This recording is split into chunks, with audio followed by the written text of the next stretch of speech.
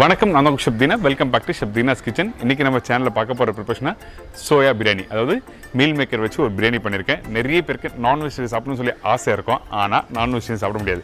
அந்த டைமில் இந்த சோயா பிரியாணி நீங்கள் ட்ரை பண்ணி பார்க்கலாம். இது ரைஸை பாயில் பண்ணி எப்படி பக்குவமாக குக் பண்ணுறது சொல்லி உங்களுக்கு சொல்லி கொடுத்துருக்கோம்.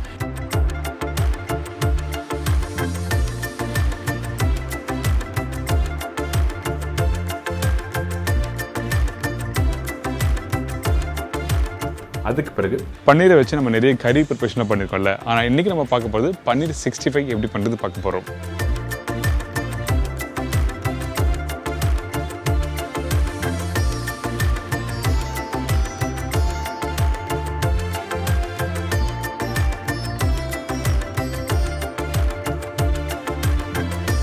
இப்போ இந்த டிஷ்ஷுக்கு தேவையான பொருட்கள் நம்ம என்னென்ன பார்த்தலாமா?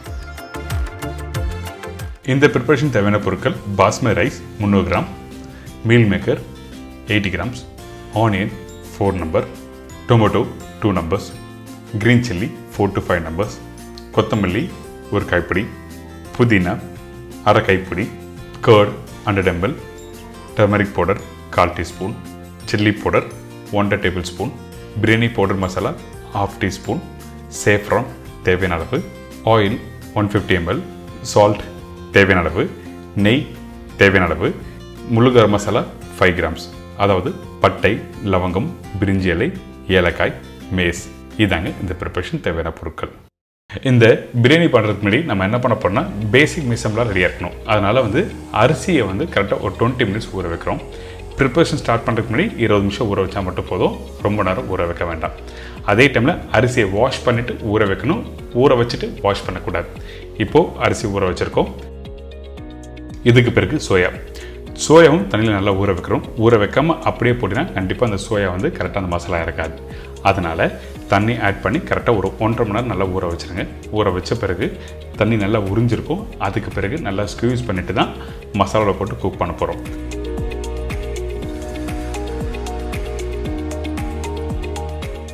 இப்போ பார்த்தீங்களா, நல்லா டைம் விட்டு ஊற வச்ச பிறகு நம்ம சோயா இந்த மாதிரி இருக்கும். இந்த இடத்துல நல்லா ஸ்க்யூஸ் பண்ணி போடுங்க. அதுக்கப்புறம் அந்த மசாலா இல்லை மேரினேட் பண்ணிவிட்டு பிரியாணியில் போட்டு குக் பண்ண போகிறோம், அதாவது ரைஸோடு போட்டு குக் பண்ண போகிறோம்னு சொல்கிறேன். இப்போ நல்லா ஸ்க்யூஸ் பண்ணியிருக்கோம். நீங்கள் கையில் எடுத்துன்னா தண்ணி சுத்தமாக இருக்கக்கூடாது. தண்ணி இருந்தால் கண்டிப்பாக இந்த சோயா மசாலா இறங்காது. அதனால தான் இந்த மாதிரி ஸ்க்யூஸ் பண்ணி எடுத்துன்னு சொல்கிறேன். இதுக்கு பிறகு இந்த சோயா அப்படியே ஒரு பவுலில் போடுறோம். இப்போ நம்ம என்ன பண்ண போறோம்னா ஒரு பேசிக்கான மேரினேஷன் தான். ரொம்ப காம்ப்ளிகேட் பண்ணுற மேரினேஷன்லாம் எதுவுமே இல்லை. நம்ம வீட்டில் இருக்க பொருள் வச்சு தான் மேரினேட் பண்ண போகிறோம். அதாவது கொஞ்சமாக எண்ணெய் ஆட் பண்ணுறேன். இந்த எண்ணெய் எதுக்காகனா அந்த மசாலா ஒட்டுறதுக்காக எண்ணெய் ஆட் பண்ணுறோம். இது எல்லா ப்ரிப்பரேஷனும் சொல்கிறது தான். இது ஒரு பேசிக்கான விஷயம். நிறைய பேர் எண்ணெய் போடாமல் மசாலா போட்டு மிக்ஸ் பண்ணுறாங்க, ஆனால் உங்களுக்கு கரெக்டாக அந்த மசாலா கோட்டிங் ஆகாது. அதனால தான் எண்ணெய் போட்ட பிறகு கொஞ்சம் கொத்தமல்லி, அதுக்கு பிறகு மஞ்சள் தூள், இந்த மஞ்சள் தூள் போட்ட பிறகு மிளகாய் பவுடர்,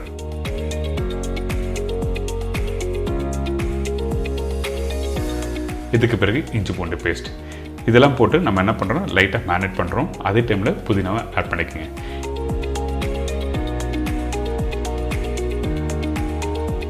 இந்த மேரினேஷன் ஆகட்டும். அதுக்கப்புறம் வெங்காயம், தக்காளிலாம் தாளிச்சிட்டு அதுக்கப்புறம் அந்த மசாலாவோட இந்த சோயாவை போட்டு குக் பண்ண போகிறோம்.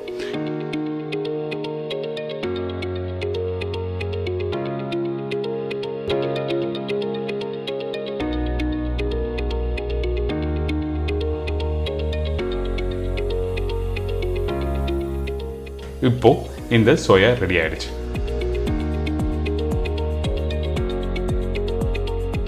இதுக்கு பிறகு ஒரு அகலமான பாத்திரம் எடுத்துக்கங்க. இந்த பாத்திரம் எதுக்காக அகலமான பாத்திரம் சொல்றேன்னா, எப்பவுமே பிரியாணி ப்ரிப்பரேஷன் பண்ணும்போது அந்த நெருப்பு ஈவனாக ஸ்ப்ரெட் ஆகணும். இதுக்கப்புறம் எண்ணெய் 150 ml போட்டிருக்கோம். அதுக்கு பிறகு நெய் வாசனைக்காக யூஸ் பண்ணியிருக்கோம். அதுக்கு பிறகு பட்டை, லவங்கம், ஏலக்காய், பிரிஞ்சி இலை, முழு கரம் மசாலா போட்டிருக்கோம். வெங்காயம் போட்டிருக்கேன், பச்சை மிளகாய். பச்சை மிளகாய் 4 to 5 நம்பர் சொல்லியிருப்பேன் நான். இதில் உங்களுக்கு காரத்துக்கு ஏற்ற மாதிரி பச்சை மிளகாய் நீங்கள் ஏற்றம் இறக்கும் இருக்கலாம், ஒன்றும் தவறு இல்லை. இந்த வெங்காயத்தை ஒரு 70 to 80% அளவுக்கு நல்லா வதக்கணும். வதக்கி முடிச்ச பிறகு தான் இஞ்சி பூண்டு பேஸ்ட் ஆட் பண்ணுறோம்.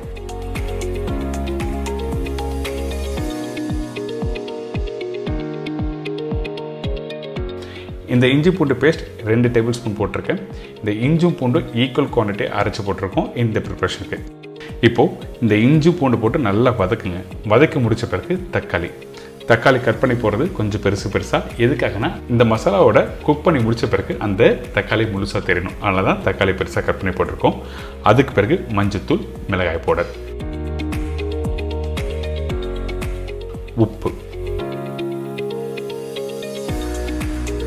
உப்பு போட்ட பிறகு புதினா, கொத்தமல்லி.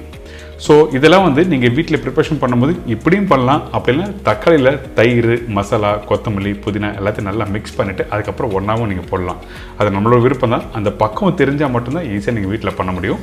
தெரிஞ்சவங்க அப்படி பண்ணுங்கள். அப்படி இல்லாதவங்க டேரெக்டாக இந்த மாதிரி வதக்கிட்டு நீங்கள் ப்ரிப்பரேஷன் ஸ்டார்ட் பண்ணலாம். இப்போ தயிர் ஆட் பண்ணியிருக்கேன். தயிர் போட்ட பிறகு அந்த கலர் பார்த்திங்கன்னா நல்லா அந்த லைட் ஆரஞ்சு கலர் நல்ல ஒரு கிரேவி ரெடியாக இருக்கும். இந்த மாதிரி தான் டெக்ஸ்சர் வந்திருக்கணும். வீட்டில் ஒரு 2 நிமிஷம் நல்லா கொதிக்க விடுங்க. அதுக்கு பிறகு நம்ம என்ன பண்ணுறோன்னா ஏற்கனவே மேரினேட் பண்ணி வச்சுருக்கேன் சோயாவை இதில் ஆட் பண்ணுறோம். இந்த சோயாவும் நல்ல மசாலா இறங்கியிருக்கும். இதுக்கு பிறகு தண்ணி ஆட் பண்ணுறோம். இந்த தண்ணி எந்த அளவுக்கு ஆட் பண்ணியிருக்கேன்னா கரெக்டாக 350 ml வாட்டர் ஆட் பண்ணியிருக்கேன். 350 ml தண்ணி வச்ச பிறகு மீடியமான ஃப்ளேமில் வச்சு குக் பண்ணுறோம். குக் பண்ணி முடித்த பிறகு ஃபஸ்ட்டு 250 ml, அதுக்கப்புறம் 100 ml, அதாவது 350 ml டோட்டலாக ஆட் பண்ணியிருக்கேன். அந்த 250 ml ஃபஸ்ட்டு ஆட் பண்ணி முடித்த பிறகு இந்த மசாலா வெந்து வர டைமில் கொஞ்சம் திக்காகும். அதுக்கு பிறகு 100 ml தண்ணி ஆட் பண்ணி ஒரு மூடி போட்டு நல்லா வேகிட்ட சொல்லி விட்டுறோம். இதுக்கு பிறகு சைடில் இன்னொரு ஸ்டாக் பாட்டில் வந்து தண்ணி வச்சுருக்கேன். எதுக்காகனா ரைஸ் பாயில் பண்ணி அந்த சோயாவில் போட்டு தம் பண்ண போகிறோம். அதனால் இந்த தண்ணியில் பட்டை, லவங்கம், ஏலக்காய், பிரிஞ்சி இலை, உப்பு, கொத்தமல்லி, புதினா, பச்சை மிளகாய் இருந்தால் பச்சை மிளகாய் நீங்கள் போட்டுக்கலாம். அரிசி போட்ட பிறகு அரிசி வேக வைக்கிற பக்குவம் என்ன கேட்டுன்னா கரெக்டாக ஒரு 50 to 60% அளவுக்கு வெந்தால் போதும். அந்த அரிசி எடுத்து அப்படியே இந்த மசாலாவோட நீங்கள் போடுங்க. மேலோட்டமாக போடணும். இப்போ எப்படி மிக்ஸ் பண்ணுறதுன்னு நான் சொல்லித்தரேன் உங்களுக்கு. நிறைய பேர் வந்து அந்த ரைஸ் போட்ட உடனே பெரிய கரண்டி, அதாவது மேல் பகுதி உள்ள ஜல்லி கரண்டியோ இல்லை பட்டையாக உள்ள கரண்டியோ போட்டு அப்படியே மிக்ஸ் பண்ணுவாங்க. அப்படி பண்ணால் அரிசி உடைய ஆரம்பிக்கும். அதனால் வேக வச்ச அரிசி எல்லாத்தையும் போட்ட பிறகு கொஞ்சம் லைட்டாக அந்த சோயா மசாலாவை மேலே போட்டிருக்கேன். இதுக்கு பிறகு ஒரு சின்ன கரண்டி, அதாவது கரண்டியில் பின்பகுதி எடுத்து இந்த மாதிரி லைட்டாக மிக்ஸ் பண்ணுங்கள். அப்போ தான் அந்த மசாலாவும் அரிசியும் கரெக்டாக நல்லா மிக்ஸ் ஆகிருக்கும். இதுக்கப்புறம் கொஞ்சம் கொத்தமல்லி, புதினா, சேஃப்ரான் போடுறோம்.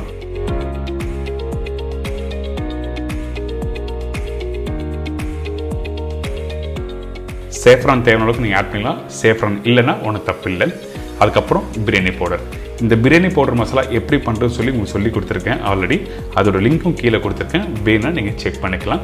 இப்போ ஒரு மூடி போட்டு கரெக்டாக 20 நிமிஷம் ஸ்லோ ஃப்ளேமில் தம் போடுங்க. அதே டைமில் அரிசி பாயில் பண்ண தண்ணீர் பார்த்தீங்களா சூடாக இருக்கும், அந்த தண்ணீர் தூக்கி மேலே வச்சுட்டு 20 நிமிஷம் கழித்து எடுத்திங்கன்னா பிரியாணி இந்த மாதிரி ரெடி. பார்த்தீங்களா, பார்க்கும் போது சூப்பராக இருக்குது. இந்த பிரியாணி அப்படியே எடுத்திங்கன்னா ரைஸ் உதிரியாக அழகாக சூப்பராக வந்திருக்கும். ஃபைனலாக கொஞ்சம் லைட்டாக கீ ஆட் பண்ணிவிட்டு மிக்ஸ் பண்ணுங்கள். ஒரு பிரமாதமான சோயா பிரியாணி ரெடி.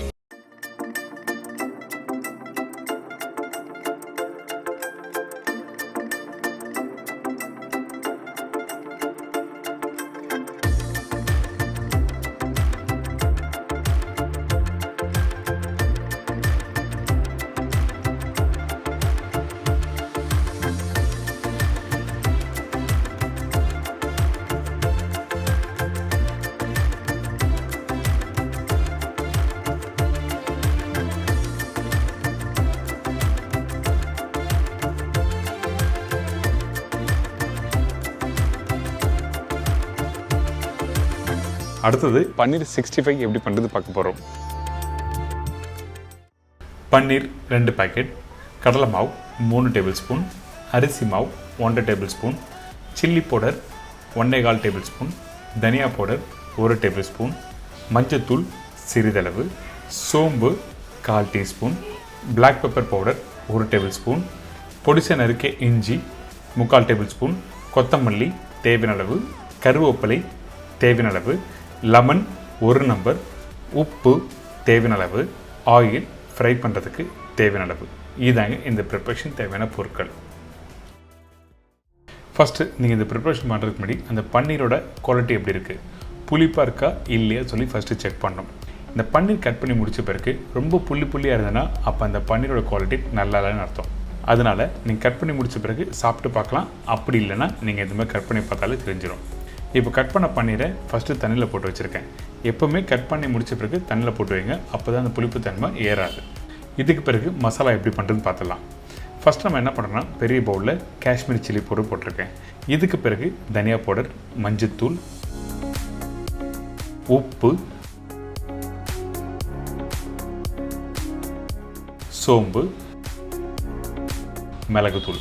மிளகுத்தூள் வந்து ரொம்ப ஃபைன் போடுற வேண்டாம், கொஞ்சம் லைட்டாக குறைன்னு அரைச்சி போட்டால் ரொம்ப நல்லாயிருக்கும். இதுக்கு பிறகு பொடிசாக கட் பண்ண கொத்தமல்லி, நறுக்கிய இஞ்சி பூண்டு பேஸ்ட், கடலை மாவு. இந்த கடலை மாவு அரிசி மாவு சொன்ன ரேஷியோ கரெக்டாக இருக்கட்டும். எப்பவுமே கடலை மாவு அதிகமாகவும் அரிசி மாவு கம்மியாக இருக்கும். அது மட்டும் இல்லை, இந்த கடலை மாவு அரிசி மாவு ரொம்ப அதிகமாக போட்டாலும் அந்த பன்னீரில் வேஸ்ட் ஆகிடும். ஏன் கேட்டிங்கன்னா தேவையான அளவுக்கு மட்டும்தான் அந்த பன்னீரில் ஒட்ட ஆரம்பிக்கும். அதனால தான் உங்களுக்கு தெளிவாக சொல்லியிருக்கேன். இதுக்கு பிறகு பச்சை கருவேப்பிலை கையில் பிச்சு போடுங்க. ஒரு லெமன் ஜூஸ் எடுத்து நீங்கள் அப்படியே புழிஞ்சிக்கலாம். இந்த லெமனுக்கு பதிலாக நீங்கள் வினிகர் யூஸ் பண்ணலாமா கேட்டிங்கன்னா கண்டிப்பாக யூஸ் பண்ணலாம். என்னோட சஜஷன் ஃப்ரெஷ்ஷாக யூஸ் பண்ணுற லெமனை யூஸ் பண்ணிங்கன்னா உங்களுக்கு அந்த புளிப்பு தன்மை நல்லா ஷார்ப்பாக இருக்கும். இதுக்கு பிறகு தேவையான தண்ணி ஊற்றி மசாலா நல்லா மிக்ஸ் பண்ணுறோம்.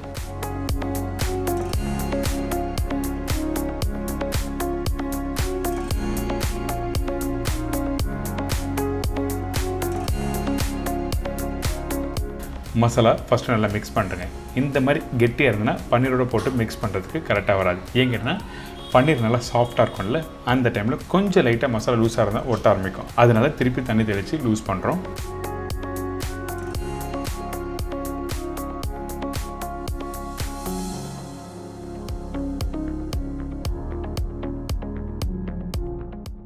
இப்போ மசாலா ரெடி ஆகிடுச்சு.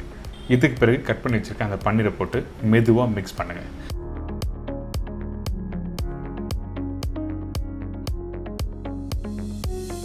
பன்னீரை அழுத்தி மிக்ஸ் பண்ணால் உடைய ஆரம்பிக்கும். முடிஞ்ச வரைக்கும் மெதுவாக மிக்ஸ் பண்ணி அதுக்கப்புறம் ஃப்ரை பண்ண ஆரம்பிக்கலாம்.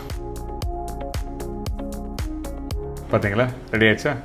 இந்த இடத்துல முடிஞ்சால் நீங்கள் ஒரு ½ அன் ஹவர் நல்லா ரெஸ்ட் விடுங்க. அதுக்கப்புறம் ஃப்ரை பண்ண ஆரம்பிங்க. ஏங்கிட்டா அந்த மசாலா ஊற அந்தளவுக்கு டேஸ்ட் நல்லாயிருக்கும். இதுக்கப்புறம் இந்த எண்ணெயில் ஃப்ரை பண்ணும்போது எண்ணெயோட டெம்பரேச்சர் நல்லா சூடாக இருக்கணும். சூடான எண்ணெயில் நீங்கள் பன்னீரை போட்ட உடனே அடுத்த ஒரு 4-5 நிமிஷம் ரெடி ஆகிடும். அதே டைமில் பன்னீரை ரொம்ப நேரம் ஃப்ரை பண்ணக்கூடாது. அப்படி பண்ணினா பன்னீர் வந்து கொஞ்சம் லைட்டாக ஹார்ட் ஆகும். அப்படி இருந்ததுன்னா நல்லா இருக்காது. அதனால் எப்போவுமே ஃப்ரை பண்ணி முடித்த பிறகு அந்த மசாலாக்குள்ளே இருக்க பன்னீர் வந்து சாஃப்டாக இருக்கணும். அப்போ தான் அந்த மேலே சாப்பிடும்போது கொஞ்சம் நல்லா ஜூஸியாக இருக்கும்.